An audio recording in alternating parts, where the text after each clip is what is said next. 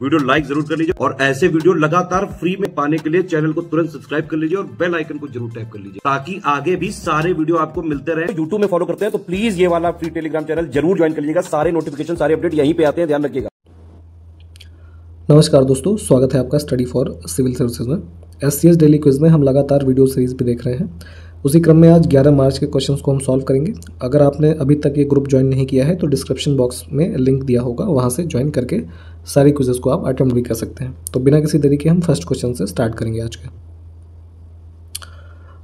2022 में प्रभा आत्रेय जी को किस श्रेणी में पद्म विभूषण पुरस्कार मिला है? ठीक है, तो अभी जो है इस साल के जो पद्म अवार्ड दिए गए तो उसमें पद्म भूषण जो है पद्म विभूषण यहाँ पे 4 लोगों को प्रदान किया गया है। तो उसी क्रम में प्रभा आत्रेय जी जो हैं इनको कला की श्रेणी में यहाँ पे पद्म विभूषण दिया गया है। ऑप्शन ए जो है ये हमारा करेक्ट हो जाएगा। अगला देखें, सेल के अंतर्गत इस्पात संयंत्र निम्न में से किस स्थान पर स्थित है? ठीक है, तो steel authority of India limited की बात हो रही है। तो स्टील प्लांट जो है इनके अंतर्गत स्थित है भिलाई में, है ना। Option A. 23 मार्च 1757 को ब्रिटिश नौसेना द्वारा निम्न में से किसकी कॉलोनी चंद्रनगर, जिसको चंदन नगर भी कहा जाता है, उस पर कब्जा कर लिया गया था? ठीक है, तो यहाँ पे फ्रेंच कॉलोनी हुआ करती थी चंद्रनगर इस टाइम पीरियड तक। ठीक है, तो यहाँ पे ब्रिटिश नेवी के द्वारा, ये डेट देख लीजिए इंपॉर्टेंट है ना, इसको टेक ओवर किया गया था। तो ऑप्शन हमारा ए जो है ये करेक्ट हो जाएगा।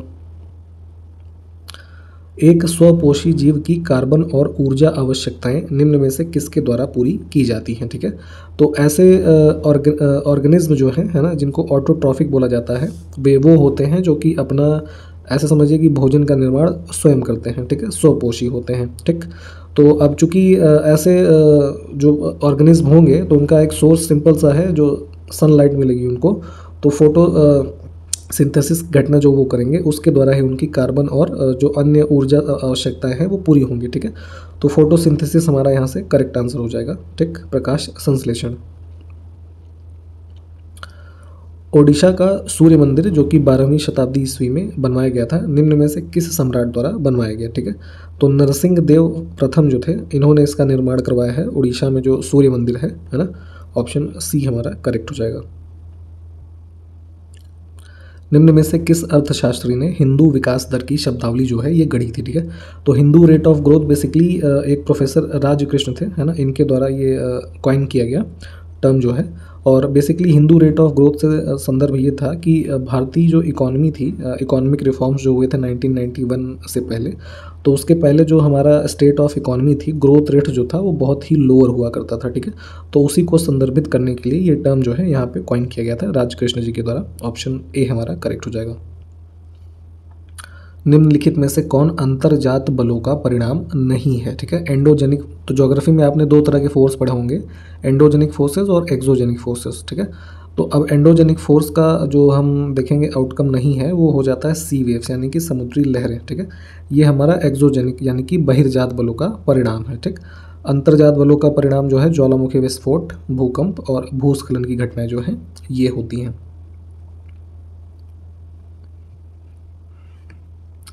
चाइना मैन शब्द निम्न में से किस खेल से संबंधित है? ठीक है, तो देखिए क्रिकेट से संबंधित है ये। क्रिकेट में होता क्या है कि जब कोई लेग स्पिनर बॉलर ऐसी बॉल डालता है जो लेग स्पिन होने के बजाय ऑफ स्पिन हो जाती है, ठीक है, तो उसको बोलते हैं गूगली, है ना। तो यही क्रिया जब कोई लेफ्ट हैंड बॉलर जो लेग स्पिनर हो, ठीक है, वो ये वाली बॉल गूगली वाली डालता है तो उसको चाइना मैन शब्द से संदर्भित किया जाता है। ठीक, तो डी ऑप्शन जो है ये करेक्ट हो जाएगा। अंतर्राष्ट्रीय हॉकी महासंघ का मुख्यालय कहाँ पर स्थित है? ठीक है, इंटरनेशनल हॉकी फेडरेशन जो है हेडक्वार्टर ये स्विट्जरलैंड में है। ऑप्शन ए हमारा करेक्ट हो जाएगा यहाँ से। निम्नलिखित में से किसने शाहजहां के शासनकाल में मुगल कुलीनता का वर्णन करते हुए 4 चमन पुस्तक लिखी थी? ठीक है, तो ये टाइटल है 4 चमन, और जो है मुगल नोबिलिटी को डिस्क्राइब करते हुए इन्होंने पुस्तक लिखी थी शाहजहां के टाइम पीरियड में, चंद्रभान ब्राह्मण ने। ऑप्शन सी जो है ये करेक्ट होगा। पुजारियों द्वारा किए जाने वाले औपचारिक नृत्यों के दौरान इस्तेमाल किए जाने वाले तलवार जैसे वाद्य, जिसको पोनु योक्सी बोला जाता है, इसका उपयोग किस राज्य में किया जाता है? ठीक है, तो जो है सेरेमोनियल डांसेस जब किए जाते हैं पंडितों के और पुजारियों के द्वारा, ठीक है। तो यहाँ पे पोनु योक्सी जो कि एक तलवार जैसा वाद्य यंत्र है ना, इसका उपयोग किया जाता है अरुणाचल प्रदेश में, ठीक है। ऑप्शन डी हमारा करेक्ट होगा। हिंदी दिवस प्रतिवर्ष कब मनाया जाता है, आपसे ये पूछा जा रहा है। तो यहाँ पे 14 सितंबर को हिंदी दिवस ऑब्जर्व किया जाता है, ठीक है। ऑप्शन ए करेक्ट हो जाएगा। गौतम बुद्ध के जन्म का स्थान एक उपवन था जिसे किसके रूप में जाना जाता है, ठीक है। तो बर्थ प्लेस है गौतम बुद्ध की लुम्बिनी, आपने पढ़ा ही होगा, ठीक है। तो ऑप्शन सी जो है ये करेक्ट हो जाएगा, ठीक।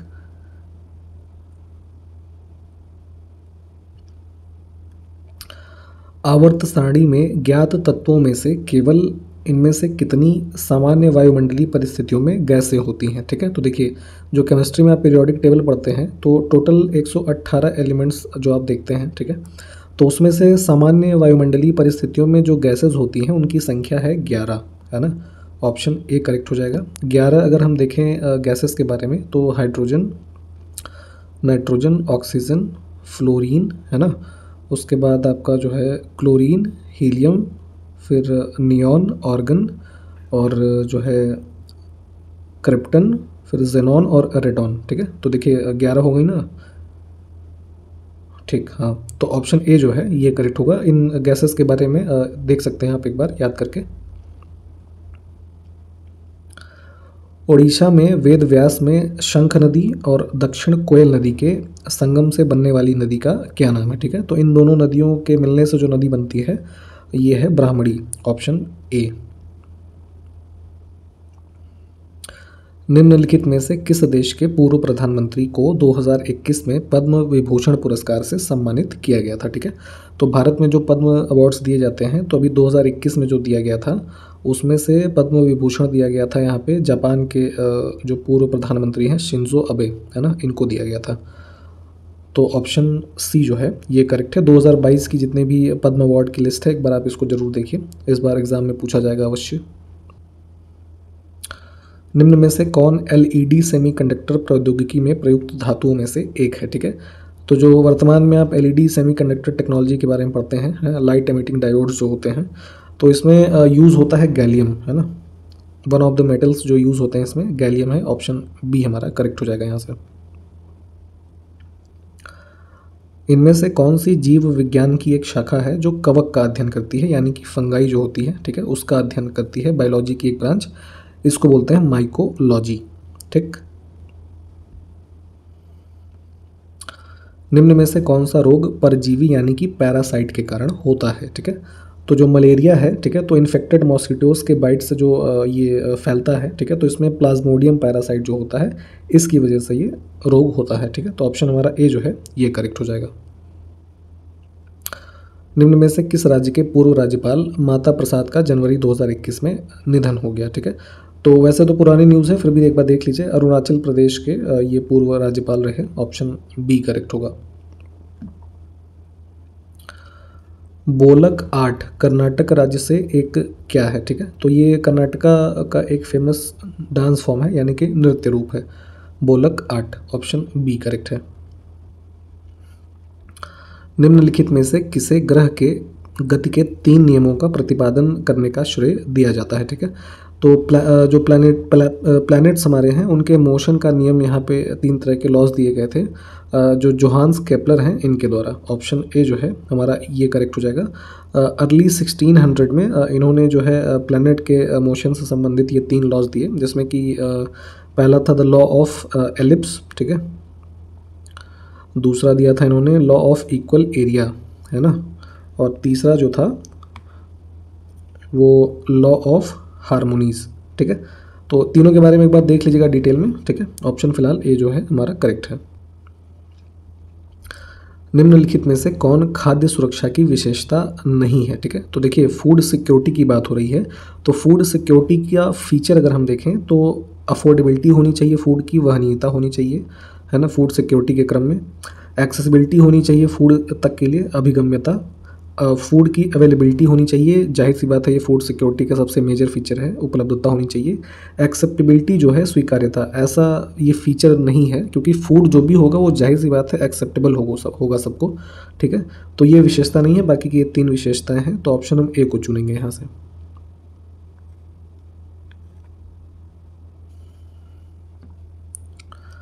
लसीका सफ़ेद रक्त कोशिकाओं से बना एक हल्का स्पष्ट तरल पदार्थ है जो रक्त में हानिकारक, यहाँ पे बैक्टीरिया यानी कि जो जीवाणु होते हैं इन पर हमला करता है, ठीक है। तो बेसिकली जो हमारा लिम्फ होता है, ठीक है, लसीका, ये हमारा एक लाइट क्लियर फ्लूइड होता है जो कि वाइट ब्लड सेल से मिलकर बना है, और हमारे ब्लड सिस्टम में जो हार्मफुल बैक्टीरियाज होते हैं उन पे अटैक करके हमारा जो इम्यून सिस्टम होता है उसको मजबूत करता है, ठीक है। तो उसी के बारे में यहाँ दिया गया था, ऑप्शन हमारा बी जो है ये करेक्ट हो जाएगा। पुराणों के अनुसार जल में डूबी पृथ्वी को बचाने के लिए भगवान विष्णु ने निम्न में से किसका रूप धारण किया था, ठीक है। तो यहाँ पे पृथ्वी को बचाने के लिए उन्होंने एक वराह का, है ना, जो रूप लिया था, ठीक है। तो भगवान विष्णु के अलग अलग कुछ रूप जो हैं अलग अलग कार्यों से संबंधित हैं, उनके बारे में भी एक बार पढ़ लीजिएगा।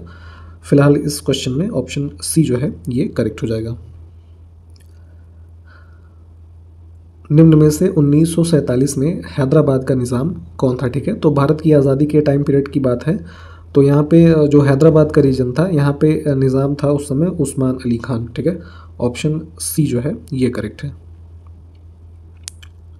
भारत के संविधान के निम्न में से कौन सा अनुच्छेद जीएसटी परिषद के निर्माण का प्रावधान करता है, ठीक है। तो goods and services taxes council जो बना था, ठीक है, आर्टिकल 279 ए के अंतर्गत, है ना। ऑप्शन बी करेक्ट हो जाएगा। जो हमारा 101वां संविधान संशोधन है, ठीक है, इसके अंतर्गत जो जीएसटी लागू किया गया, तो उसी के अंतर्गत एक जीएसटी काउंसिल भी बनाई गई है, जिसमें कि मीटिंग वगैरह करके जितनी भी कर की दरें हैं या जो और भी सुझाव या चीज़ों के बारे में निर्णय लिए जाते हैं वो जीएसटी काउंसिल के अंतर्गत ही लिए जाते हैं। और एक चीज़ ये ध्यान रखिएगा कि जीएसटी काउंसिल जो होती है इसके जो अध्यक्ष होते हैं वो तत्कालीन ये जो फाइनेंस मिनिस्टर होते हैं वो होते हैं, ठीक है, प्रधानमंत्री नहीं होते हैं, ये ध्यान दीजिएगा। निम्नलिखित में से कृष्णदेव राय द्वारा लिखित राज्य शिल्प पर एक कार्य कौन सा है, ठीक है। तो यहाँ पे कृष्णदेव राय जी के द्वारा लिखा गया एक स्टेट क्राफ्ट वर्क है अमुक्त माल्यद, है ना। ऑप्शन बी जो है ये करेक्ट हो जाएगा। निम्नलिखित में से कौन कभी भारत के उपराष्ट्रपति नहीं बने, ठीक है। तो यहाँ पे देखिए गुलजारी लाल नंदा जी जो हैं ये 2 बार भारत के एक्टिंग प्राइम मिनिस्टर रहे, इसके लिए काफ़ी जाने जाते हैं, ठीक है। तो ये कभी भी भारत के उपराष्ट्रपति नहीं रहे, तो ऑप्शन हमारा ए जो है ये करेक्ट हो जाएगा। मध्यकालीन इंडो इस्लामिक वास्तुकला के संदर्भ में पिश्ताक का अर्थ निम्न में से क्या है, ठीक है। तो इंडो इस्लामिक आर्किटेक्चर देखेंगे मिडिवल पीरियड का, तो जैसे ताजमहल का एग्जांपल ले लीजिए, है ना, या इससे मिलती जुलती और भी जो इमारतें हैं, तो इनमें देखेंगे कि स्टार्टिंग में ऐसे एक बड़े गेट्स होते थे, ठीक है, ऐसे कुछ इस आकार के। तो जो लंबा प्रवेश द्वार है ना, टॉल गेटवे, इन्हीं को पिश्ताक बोला जाता था, ठीक। ऑप्शन डी जो है ये करेक्ट हो जाएगा। इसको एक बार सर्च करके भी देख लीजिएगा, वहाँ से क्लियर हो जाएगा आपको। निम्न में से अभिसारी प्लेट सीमाओं के टकराने से क्या बनता है, ठीक है। तो ज्योग्राफी में आपने प्लेट टेक्टोनिक के बारे में पढ़ा होगा। तो कन्वर्जेंट प्लेट्स जो होती हैं, तो 2 प्लेट जैसे आपस में टकराती हैं, तो एक जो है वो सबडक्शन जोन में चली जाएगी मतलब दूसरे के, ठीक है। तो ऐसी स्थिति में जो कोलिजन होता है इसमें जो है निर्माण होता है यहाँ पे माउंटेन बिल्डिंग, है ना, यानी कि माउंटेन्स का, ठीक है। और भी जियोलॉजिकल जो स्ट्रक्चर्स होते हैं उनका निर्माण होता है, साथ के साथ ही इसमें से अर्थक्वेक के भी चांसेस होते हैं। ऐसी स्थिति में वोल्केनोज भी आ जाते हैं, ठीक है। तो ये सब ध्यान दीजिएगा। अभिसारी प्लेट की बात हो रही थी यहाँ पे, ऑप्शन डी करेक्ट हो जाएगा।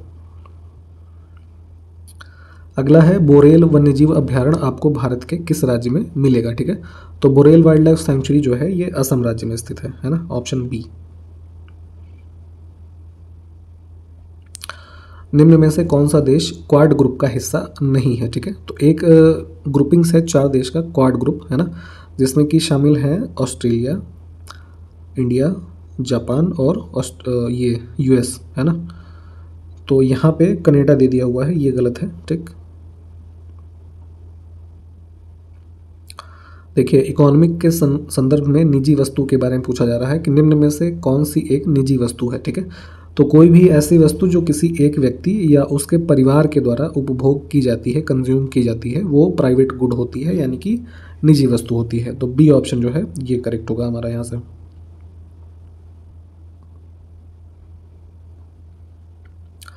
निम्न में से क्या है जो आमतौर पर सुविधा के उद्देश्य से अलग अलग पेड़ों को स्थापित करने और प्रबंधित करने का एक प्रथा है, ठीक है। तो आर्बोरिकल्चर जो होता है, ठीक है, इसमें जो है अलग अलग टाइप के इंडिविजुअल ट्रीज़ को, है ना, इस्टेब्लिश किया जाता है और उनको मैनेज करने की जो क्रिया है इसके अंतर्गत ही की जाती है। तो ऑप्शन हमारा ए करेक्ट हो जाएगा। निम्नलिखित में से कौन भारत के प्रथम उपराष्ट्रपति थे, ठीक है। तो जिस प्रकार प्रेसिडेंट होते हैं उसी प्रकार वाइस प्रेसिडेंट भी होते हैं, ठीक है, जो राज्यसभा के पदेन अध्यक्ष भी होते हैं। तो भारत के प्रथम उपराष्ट्रपति थे डॉक्टर सर्वपल्ली राधाकृष्णन। अब यहाँ पे देखिए कि इनमें से कौन सी जो मुद्रास्फीति या अपस्फीति की दर है भोजन और ऊर्जा को छोड़कर हर चीज़ में बढ़ती कीमतों को मापती है, ठीक है। तो जो कोर इन्फ्लेशन हमारा होता है, मूल मुद्रास्फीति, ठीक है, तो वो मीज़र करता है rising price in everything except food and energy, है ना। इन दोनों चीज़ों को छोड़ के बाकी की सारी चीज़ों में जो प्राइसेस बढ़ रहे हैं उनको मापता है। कोर इन्फ्लेशन इसी को बोलते हैं, ये परिभाषा है। तो बी ऑप्शन हमारा करेक्ट हो जाएगा। तुर्कान ए चहलगानी के नाम से जाने जाने वाले 40 के समूह में अपने भरोसेमंद रईसों को किसने संगठित किया था, ठीक है। तो तुर्कान ए चहलगानी का गठन किया गया था ये इल्तुतमिश के द्वारा। ऑप्शन सी जो हमारा है ये करेक्ट हो जाएगा। निम्नलिखित में से किसे हरित शैवाल भी कहा जाता है, ठीक है। तो एल्गीज के टाइप होते हैं, तो वहाँ पे ग्रीन एल्गी का अगर हम एग्जांपल देखें तो ये होता है क्लोरोफाइसी। ऑप्शन सी जो है ये करेक्ट होगा हमारा। अगला देखिए, तपोवन विष्णुगढ़ जल विद्युत परियोजना निम्न में से कहाँ स्थित है, ठीक है। तो ये स्थित है उत्तराखंड में। आपको ये बताना है ये किस रिवर पे है और किस जिले में स्थित है। ऑप्शन ए यहाँ से करेक्ट है। कमेंट करके बताइए। निम्नलिखित में से कौन सा जल में घुलनशील विटामिन है, ठीक है। तो देखिए 2 प्रकार के विटामिन यहाँ पढ़ते हैं हम लोग। एक फैट सॉल्युबल होते हैं, दूसरे वाटर सॉल्युबल होते हैं। तो वाटर सॉल्युबल में आपके विटामिन बी और विटामिन सी आते हैं, ठीक है। बाकी के जो हैं वो फैट सॉल्युबल हैं, ठीक। तो अब यहाँ पे बी है नहीं, सी दिया हुआ है, तो सी को चूज करेंगे हम। भारत में प्रतिवर्ष राष्ट्रीय बालिका दिवस कब मनाया जाता है, ठीक है। नेशनल गर्ल चाइल्ड डे, इसके बारे में पूछा जा रहा है। तो ये प्रतिवर्ष होता है 24 जनवरी को। Option A. निम्नलिखित में से कौन विदेशी भूमि पर तिरंगा फहराने वाला पहला भारतीय था, ठीक है। तो भीकाजी कामा जो है, ठीक है, इन्होंने 21 अगस्त 1907 को जर्मनी के स्टटगार्ड में एक इंटरनेशनल सोशलिस्ट कॉन्फ्रेंस हो रही थी, ठीक है। वहाँ पर जो भारतीय ट्राई कलर का जो फर्स्ट वर्जन था उसको यहाँ पे फहराया था, ठीक है। तो ऑप्शन डी जो है ये हमारा करेक्ट है। इसके बारे में थोड़ा डिटेल में पढ़ लीजिएगा। निम्नलिखित में से कौन डेमोक्रेट्स एंड डिसेंटर्स पुस्तक के लेखक हैं, ठीक है। तो ये पुस्तक है रामचंद्र गुहा की, ठीक है। ऑप्शन ए जो है ये करेक्ट होगा। रिकेट्स विकार से शरीर का कौन सा अंग संबंधित है, ठीक है। तो देखिए रिकेट्स जो होता है आमतौर पे देखा जाए तो बच्चों में जो हड्डियां होती हैं, ठीक है, वो सॉफ्ट और वीकेन हो जाती हैं क्योंकि विटामिन डी की उनके अंदर कमी हो जाती है, ठीक है। तो इससे संबंधित है रिकेट्स विकार। ऑप्शन हमारा ए जो है ये करेक्ट हो जाएगा। और इस प्रश्न के साथ ये वीडियो भी समाप्त करते हैं। अगले वीडियो में मिलेंगे आपसे। नमस्कार, जय हिंद।